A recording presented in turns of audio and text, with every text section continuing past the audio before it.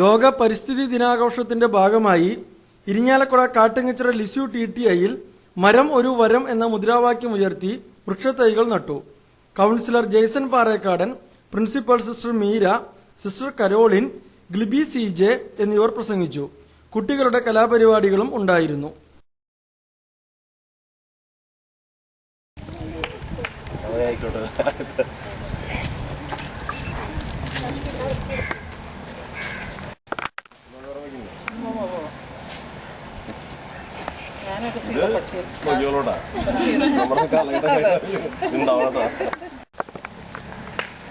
ടീച്ചറെ